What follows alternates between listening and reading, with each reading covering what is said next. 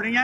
இது வணிக நோக்கில் கட்டப்பட்டது. ஒரு 50 அடி தான் அந்த சாலை வந்து அகலம் இருக்கு. ஒரு ஆம்புலன்ஸ் வந்தா கூட போக முடியாது, போக்குவரத்து நெரிசல் இருக்குன்னு சமூக வலைதளங்கள்ல வைரல் ஆகிடுது சார். அது போடுறாங்க.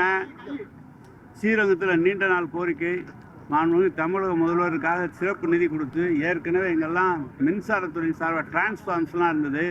டிரான்ஸ்ஃபார்ம்லாம் எடுத்துகிட்டு ஏற்கனவே 30 அடி தான் இருந்தது, இப்போ 50 அடி சாலையாக மாற்றிருக்கிறோம்.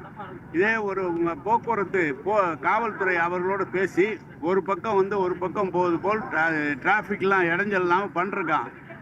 ஒரு காலப்போக்கில் அதுக்கு என்ன உள்ள நடவடிக்கை எடுக்கலாம் சார். ரொம்ப இடைஞ்சலாக இருந்தால் வேற நடவடிக்கை எடுக்கலாம். சொல்லுங்க.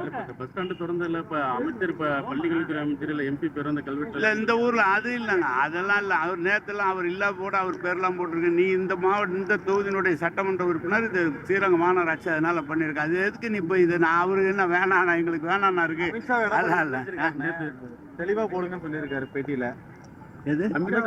டெல்லியில போய் அவர் சந்திச்சு பேசி ஏங்க நான் திருச்சிக்காரன், என்ன டெல்லி கேள்விலாம் கேட்குறீங்க? திருச்சிக்காரன் என்ன ஒழுபட வாய்ப்பு இருக்கா? அது எதுங்க திமுகவுக்கு சவாலா இருக்குமா அவருக்கு சார்? நீங்க ஏதாவது விட்டு போடுறதுக்கு இப்ப என்கிட்ட கேள்வி கேட்டுக்கிறீங்க. திமுக கூட்டணிங்கிறது அசைக்க முடியாத கூட்டணியாக இருந்து கொண்டு இருக்கிறது. இதுல வந்து மாண்புமிகு தமிழக முதல்வர் கூட்டணியை சிறப்பாக கையாண்டு கொண்டு இருக்கிறார். ஒருவர் தடவை சேர்றாங்க, இப்போ சேராமல் போகிறாங்க, இப்போ சேர்றாங்க.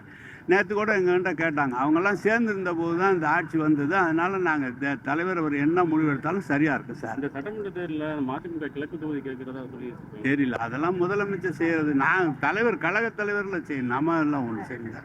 யார் சொல்கிறாரோ வேட்பாளர் அவருக்கு பணியாற்றுவது தான் எங்களுடைய வேலை. ஊழல் பட்டியல் வந்து அவர் வந்துகிட்டு இருக்கேன். அது செய்வாங்கல்ல சார். தேர்தல் வருது, அவங்க செய்வாங்க சார். எல்லாம் பொங்கல் பரிசு தொகுப்புல அந்த 5000 கொடுக்க சொல்லி அவர் கொடுத்தாரா? 1000 ரூபா கொடுத்துட்டு 5000 கொடுக்க சொன்னார் தலைவர். அவர் கொடுக்கல. நம்ம தலைவர் வந்து தான் 4000 சேர்த்து 5000 கொடுத்தாரு. இப்போ போன வருஷம் கொடுக்கல, 3000 சேர்த்து கொடுத்துருக்கிறாரு. பெண்களுக்காக பல்வேறு திட்டங்களை செயலாற்றி கொண்டிருக்கிறார். மகளிர் உரிமை தொகையை சேர்த்து 17 லட்சம் பேருக்கு சேர்த்து கொடுத்துருக்கிறார். உயர்கல்விக்கு பணம் படிக்கிறதுக்கு 1000 ரூபா வீதம் கொடுத்துருக்காரு. எல்லா வேலையும் கொடுத்துருக்காரு. அவங்க 5000 கொடு 10,000 கொடுனா அவங்க வந்து தான் அவங்களால முடியல. நாங்கள் செஞ்சுருக்கோம், அதையும் அவங்களால ஏற்றுக்க முடியல. தொடர்ந்து தூய்மை பணியாளர்கள் சென்னையில் வந்து அதுக்கான பேச்சுவார்த்தை நடந்து கொண்டிருக்கு.